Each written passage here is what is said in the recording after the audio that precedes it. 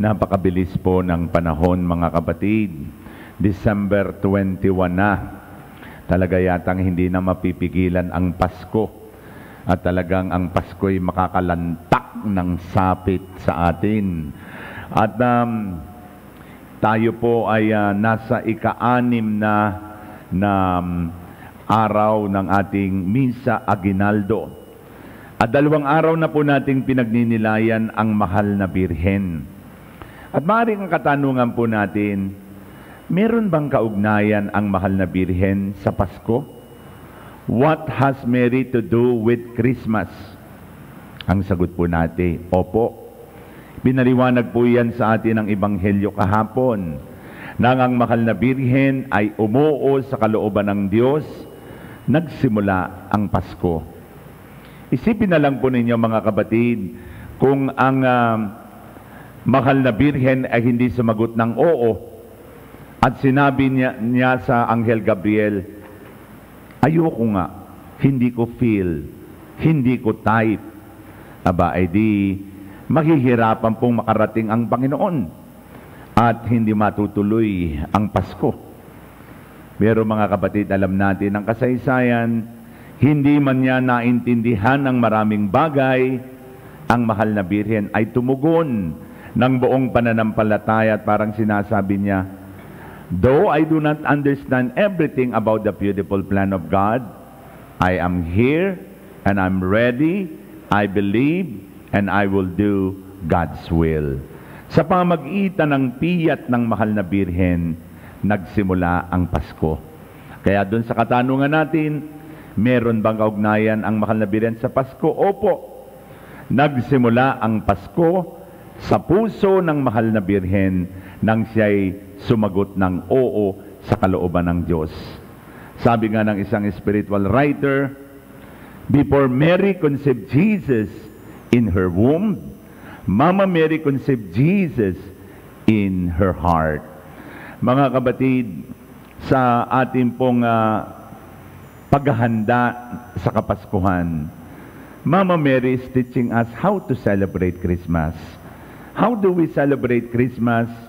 Number 1, by following God's will. Si Mama Mary, sa simula, nataranta, nagulantang, at talagang nasyak. Sa Ingles, he was troubled. Sigurado pong tagaktak ang pawis niya, sabagat hindi niya naintindihan ang maraming bagay. Pero nang naipaliwanag sa kanya ng Anghel Gabriel na ang kanyang anak ay lalang ng Espiritu Santo, ay binanggit niya, ako'y alipin ng Panginoon, maganap nawa sa akin ayon sa wika mo. Kaya nga Mama Mary is teaching us now how to celebrate Christmas by following God's will. Tayo po'y naliligalig, natataranta, nagugulantang, dahilan po sa COVID-19, 2 taon na, sana matapos na nga po. Nagugulantang tayo't natataranta at naliligalig dahil kay Odette. At gayon din sa napakarami mga problema ang ating kinahaharapan. Pero ito po ang itinuturo sa atin ng Mahal na Birhen. Trust in the Lord. He has a beautiful plan for us. Maganda ang plano ng Diyos sa atin. Na kahit meron tayong mga problemang pinagdaraanan, ang kalooban ng Diyos sa atin ay magpatuloy tayong magdiwang ng Kapaskuhan. Sa kabila ng lahat, no longer a material celebration, but a spiritual celebration. Like celebrating God's new birth, the reign of peace, love, joy, and a new beginning. At ang kalooban ng Diyos ay tayo pong lahat ay patuloy na makaranas ng kanyang dakilang presensya. Perhaps the message of the event is, let's go back to the manger where Jesus was born. Hence, discover what is interior and deeply spiritual. Sa araw pong ito ay dumalaw ang Mahal na Birhen sa kanyang pinsang si Elizabeth. And today, she is also teaching us to celebrate Christmas with love and service. Panahon na po para tayo naman po ang magregalo. Si Mama Mary, kahit na siya'y buntis din siya noong panahong yon, ay pumunta siya sa kanyang pinsan si Elizabeth, matanda na'y buntis pa, huklubang buntis. Kailangan ng tulong. At Mama Mary did not hesitate to render her service. Ako po'y nakarating dun sa Enkarim na yon. Napakataas po. Burol po yun talaga sa Huda.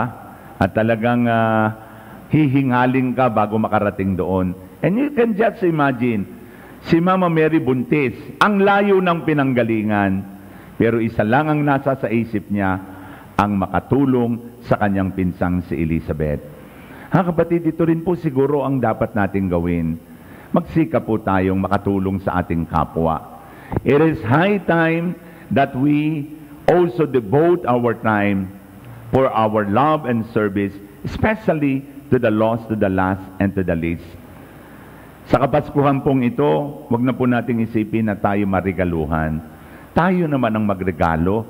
Kasi lagi natin nasa sa isip, ano kaya ang regalo ni Father sa akin? Ano kaya ang regalo sa akin ni Mama? Tayo naman po ang magregalo. At sa ating pong pagre-regalo, hindi lamang po material ang iniregalo. May mga bagay po na mas magandang iregalo. Panahon, pagmamahal, pangunawa, pagpapatawad, pag-ibig. Yun po ang higit na mahalaga na sana po ay mairegalo natin sa ating kapwa. The gift of your time, the gift of your presence is more than enough para po makaramdam ng kaligayahan ang ating mga mahal sa buhay. Sa panahon pong ito ng Kapaskuhan, sabi nga po, we are gifted to give, we are gifted to love, we have so much to give because God has given us so many blessings. Kaya lang ngayon po, pagka tayo nagkaroling, medyo yung mga bata, pag hindi nyo nabigyan, medyo iba na ang kinakanta. Sabi nila, pag di kayo bigay, sunog inyo bahay, madaling araw, bagong taon ay wala ng bahay. Ayun naman po medyo may kahirapan. At pero napakaganda po ngayon, tayo naman po ang magpasaya. Sapagkat ang Pasko po ay hindi paramihan ng pera, pasarapan ng pagkain, paramihan ng bagong damit. Ang Pasko ho ay pasayahan. Gaano karaming tao ang natulungan mo? Gaano karaming mga tao ang nadalaw mo? Gaano karaming tao ang iyong napaligaya? I think that's the message of Christmas. Mga kapatid, pangatlo po, Mama Mary is teaching us how to celebrate Christmas with the spirit of joy. Sa ating pong pagbasa ay ipinakita po ang kagalakan. Nagalak si San Juan sa sinapupunan ni Elizabeth. Nagalak din si Elizabeth sa pagdalaw at 3 beses niyang inulit ang salitang pinagpala. Pinagpala ka sa lahat ng mga babae. Pinagpala naman ang iyong anak na si Jesus at pinagpala naman kayong lahat na naniniwalang magaganap ang kalooban ng Diyos. Ang pinagpala po ang kahulugan ay maligaya. Blessedness is synonymous to happiness. Are you happy? Mga kaibigan, happy ba tayo sa buhay natin? Excited ka ba? Sabi ng mga bata, 4 na tulog na lang Pasko na. The spirit of joy must be the spirit that we must have sa panahon pong ito. Ang Pasko po hindi lang po para sa mga bata, kundi para po sa ating lahat. Kung ang Diyos ay nasa sa puso natin, kung ang Diyos ay nasa ating pamilya, nasa atin po ang kaligayahan, nasa atin po ang kagalakan. At maaaring magtanong tayo, can we still celebrate Christmas joyfully with this pandemic, with this typhoon, with this devastation, with the death in our family, with a gloomy celebration? Mga kaibigan, siguro po, ibang pagdiriwang ang hinihingi sa atin ng Panginoon. Ang pagdiriwang ng kanyang pagsilang sa ating puso. Ang pagdiriwang ng pagdatagumpay ni Jesus sa ating buhay. We have so much reasons to rejoice. God is born to us once again. And He is present to us.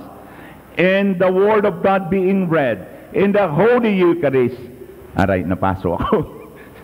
In the Eucharist that we celebrate, Christ is really, truly, substantially present in the Eucharist.